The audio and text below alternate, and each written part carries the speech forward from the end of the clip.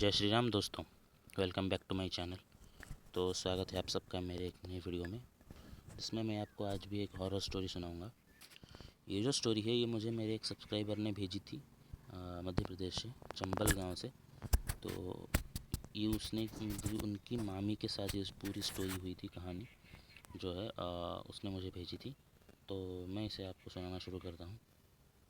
और ये एक बहुत ही कि बड़ी स्टोरी है, तो इसलिए मुझे इसे सुनाने में 2 पार्ट लगेंगे, 2 वीडियोस बनाने हैं इसके लिए। तो ध्यान से सुनना, ठीक है। और ये जो मेरी सबसे सब्सक्राइबर है उसका नाम है रिया, ठीक है। तो उसकी जो मामी है, ये उन्हीं के साथ ये चीज़ हुई थी। तो उनकी जो मामी है, जब वो नई नई शादी करके अपने घर में आई थी, तो कि घर वालों को पहले तो जब उन्हें वो देखने गए थे तब उन्हें वो बहुत पसंद आई थी, ठीक है। कि वेरी गुड, बहुत अच्छी लड़की थी, हर काम में एक्सपर्ट, कि पढ़ाई में she is a software engineer, और कि किचन, होम मेकिंग में, होम साइंस में, सब में परफेक्ट। कि खाना बनाने में और सॉफ्टवेयर डेवलपिंग, सॉफ्टवेयर काम, कॉर्पोरेट काम, सब में एक्सपर्ट, ठीक है। तो वो जॉब करती थी, ठीक है। और वो एक कंपनी में जॉब करती थी, स्टार्टअप कंपनी थी। तो उन्होंने क्या हुआ कि उनको कि पहले 3-4 महीने तो उनका कि बहुत अच्छा बिहेवियर था सबकी तरफ। पर जैसे ही 3-4 महीने के बाद सडनली कि एक ड्रास्टिक चेंज होता है ना, जो सडन चेंज होता है, वो उनके बिहेवियर में आने लगा। तो पहले पहले तो उनके घर वालों ने ये सब नोटिस नहीं किया, क्योंकि उन्हें लगता होगा कि कोई काम का प्रेशर होगा, या फिर कोई ऑफिस में कुछ बात होगी, या फिर उनके बेटे और उनकी जो बहू है उनमें कोई शायद झगड़ा वगड़ा होगा, इसलिए उन्होंने इतना ध्यान नहीं दिया, क्योंकि उन्हें लगता था कि वो सब मैनेज कर लेंगे। तो पर धीरे धीरे कि चीज़ें कि चीज़ों ने बुरा मोड़ लेना शुरू किया। उनकी जो बहू थी, कि जो रिया की जो मामी थी, वो अचानक से रात को तेज़ तेज़ चीखती थी, और कि ऐसा लगता था कि वो किसी को गाली दे रही है, ठीक है, और किसी को डांट रही है।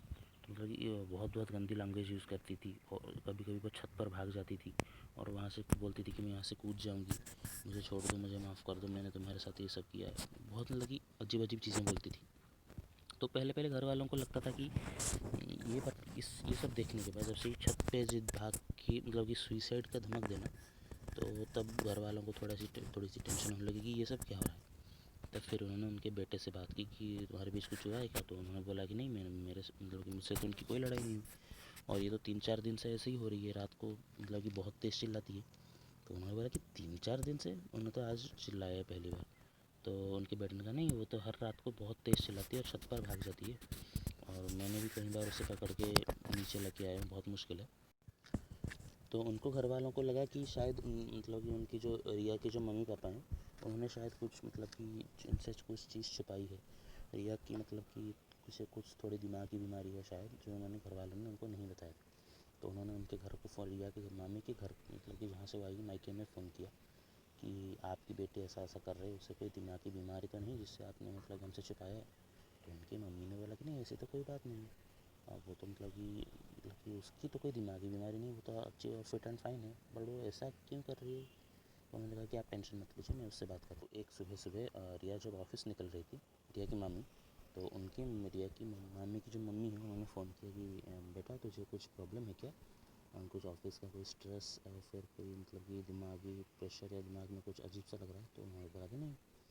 तो फिर रिया की मामी ने पूछा कि मम्मी आप ऐसा क्यों पूछ रहे हो। तो उन्होंने बताया कि जो हमारे तेरे सास ससुर ने हमें फ़ोन किया था कि तू हर रात बहुत तेज़ चिल्लाती है, छत पर भाग जाती है, तो वो दोनों धमकी देती है कि मैं इस पर कूद जाऊंगी, तुमने मेरे साथ बुरा किया, मैं तुम्हें मार दूंगी, ऐसे ऐसे अजीब अजीब चीज़ें कहती है। तो रिया की मामी ने बोला कि नहीं, ऐसा तो कुछ नहीं है, मुझे कुछ याद नहीं।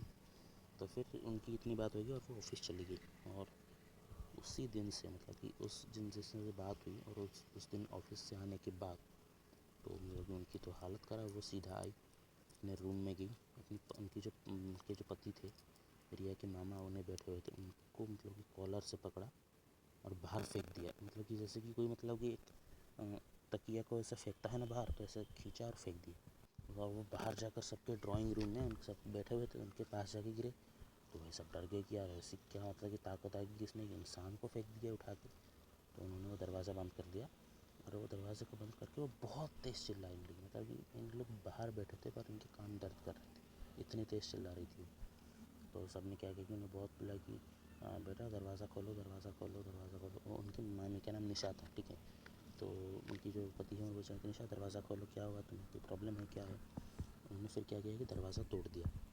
तो उन्होंने जो देखा तो मतलब कि रिया का कहना है कि वो जब उसके मामा ने उसे बताया था तो वो भी एक्सप्लेन नहीं कर पा रहे थे। रिया की जो मामी थी वो एक पंखे पे लटकी हुई थी और अपना जो सर है वो नीचे करके वो मतलब कि बहुत तेज़ चिल्ला रही थी। ठीक है, कंटिन्यूसली 15 मिनट से वो चिल्ला ही रही है।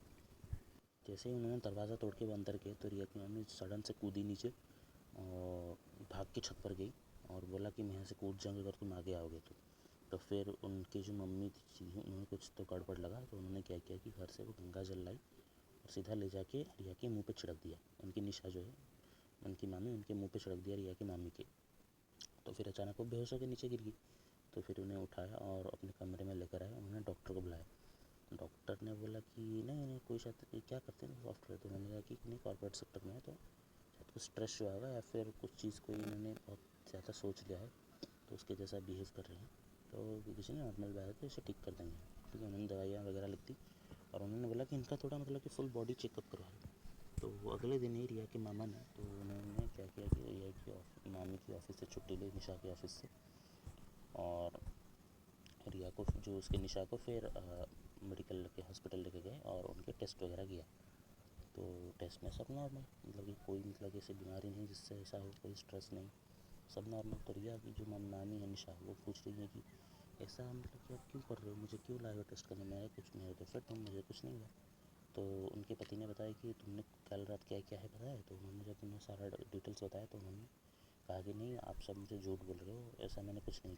और उनके घर वालों की मतलब कि निशा के ससुराल वालों के पास कोई मतलब एक वैलिड प्रूफ नहीं था कि उन्होंने ये सब किया है। वो ऐसे पंखे पे उल्टा लटकती है, कोई इंसान को मतलब उठा के फेंक देती है, कोई प्रूफ नहीं था। तो निशा और उनके घर वालों को लगा कि शायद ये सब मुझे मतलब कि पागल ये करना चाहते हैं। तो फिर उनकी मम्मी को, निशा की मम्मी जो है वो उनके ससुराल में आई। ठीक है, उन्होंने कहा कि मैं रुकती हूँ, मैं देखती हूँ क्या होता है। उनकी मम्मी जो है वो मतलब कि उस एक दिन घर आई और ये बात निशा को पता नहीं थी। ठीक है, उनकी मम्मी जो है वो घर आई और निशा जो है वो शाम को ऑफिस से आई और जैसे ही आई जैसे उसने दरवाजे पे कदम रखा तो अचानक से वो मतलब कि चेंज हो गई। जैसे वो बाहर से अंदर रखते हुए चेंज हो गई और वो सीधा मतलब कि रूम में गई, अपने पति बैठे हुए थे उनके, उनको कॉलर से पकड़ा, फिर से फेंक दिया जैसे उठा के फेंकते हैं और फिर अंदर जाके उन्होंने दरवाज़ा बंद कर दिया। तो इस बार उनकी मम्मी को मतलब कि मम्मी तभी समझ गई थी कि इसके साथ कुछ तो गड़बड़ है। मतलब कि ये जो चीज़ें इससे कोई मतलब कि ऊपरी हवा या फिर कोई मतलब कि भूत प्रेत का सीन है यहाँ। तो उनकी मम्मी जो है वो एक धागा बनाया, अभिमंत्रित धागा जो है जो मतलब कि पूजा घर में गई उनके ससुराल में, निशा के ससुराल में, उनको अभिमंत्रित धागा बनाया और जाके निशा के हाथ में बांधे। बट वो बांधने में ही मतलब कि उनकी हालत ख़राब हो गई कि निशा से हाथ छटक रही है, एक लात मार रही, कोई उड़ के जा रहा है वहाँ पे। तो बहुत मुश्किल से उनके हाथ में धागा हुआ। निशा की मम्मी ने फिर सबको बताया कि अगर आप सोच रहे हैं कि इससे सब ठीक हो जाएगा तो ऐसा नहीं है, ये धागा बहुत ही मतलब कि ऐसा कोई बहुत पावरफुल नहीं, इसे तोड़ भी सकती है। बट आज के लिए ये मतलब कि निशा को शांत रखेगा, ऐसा कुछ करेगी नहीं वो। मैं कल एक मतलब कि हमारे वहाँ के जाने माने बाबा हैं उन्हें लेकर आऊँगी और वो मतलब कि निशा को ठीक कर देंगे। तो सब ने बोला कि ठीक है, तो आप इसे कल लेकर आए। तो वो उसी रात घर चले गई अपने और अगले दिन वो बाबा को लेकर साथ में। जैसे वो बाबा करके अंदर आए तो जैसे उन्होंने अपना पैर जैसे मतलब कि स्टेप इन किया तो तभी उनको एक बहुत तेज़ झटका लगा और वो मतलब कि जैसे एक फिल्मों में देखा होगा आपको, उड़ के आदमी जाके चट मतलब कि दूर गिरता है, तो उसी तरह से वो दूर जाकर गिरे। तो उन्हें तभी समझ में आ गया था कि ये कोई बहुत ताकतवर शक्ति है जो इसे भगाना बहुत मुश्किल होगा। तो फिर उनके जो बाबा आए थे उनके साथ, तो फिर वो बहुत मुश्किल से कोई मंत्रों तो बढ़ के अंदर घुसे और जैसे वो रिया के रूम में गए तो रिया को मतलब कि ऐसी मतलब कि ताकत आ पता नहीं रिया में कहाँ से आ गई। तो उसने एक पंच मारा, अपनी बैठी हुई थी वो बेड पे, एक पंच मारा बेड को तो बेड बीच में से पूरा टूट गया, दो हिस्सों में बट गया। तो ये देख के बाबा मतलब कि थोड़ा सा चौंक गए कि इतनी शक्ति। तो फिर उन्होंने क्या किया कि घेरा बनाया आटे से, उसके अंदर कुछ कुछ चीज़ें रखी, लौंग वगैरह, और फिर रिया को सवाल पूछने शुरू किए। तो निशा को सवाल पूछने शुरू की। तो निशा ने बताया कि तू कौन है, यहाँ पे क्यों आया, तुझे क्या लगता है तू मुझे यहाँ से निकाल सकता है। तो बाबा ने बोला कि कौन है तू, इस बच्ची को क्यों परेशान कर रही है। तभी निशा ने बोला कि बाबा आप ये क्या कर रहे हैं, मैंने क्या किया है। निशा बस बाबा को जानती थी पहले, क्योंकि वो उनके पास काफ़ी जाती थी। तो बाबा ये आप क्या कर रहे हो, मेरे साथ कुछ नहीं हुआ, मैं तो ठीक हूँ, आप मुझे ये सब क्यों कर रहे हो। तो उसके बाद क्या हुआ कि मतलब कि बाबा ने बहुत कोशिश की, पर वो उसके अंदर से वो आत्मा को बाहर नहीं निकाल पाए। तो फिर उन्होंने क्या किया कि निशा को एक गंगा जल फेंका और निशा बेहोश, मतलब कि वैसे बैठी हुई थी वो, और सडनली वो नीचे गिर के बेहोश। तो फिर वो बाबा सबको उन्होंने दरवाज़ा बंद कर दिया। तो वो हॉल में आए और उन्होंने सबसे पूछा कि ये कब होता है, मतलब कि क्या डिटेल्स में पूछा। तो उन्होंने बोला कि निशा जब भी रात में ऑफिस से आती है और जैसे ही वो घर के अंदर आती है तो तभी मतलब कि ये सब शुरू हो जाता है उसके साथ। तो तब बाबा ने पूछा कि नहीं, ये जब सुबह ही और जब आती होगी ऑफिस तब तो कुछ नहीं होता। तो उनके पति ने बोला कि नहीं, तब कुछ नहीं होता, जैसे ही वो ऑफिस से आती है घर में घुसते ही ये सब उसके साथ शुरू हो जाता है। और उसके बाद बाबा ने क्या किया वो जानने के लिए आपको दूसरा पार्ट देखना होगा। तो स्टे ट्यून फॉर दैट। और पसंद आए तो वीडियो को लाइक करना, चैनल को सब्सक्राइब करना।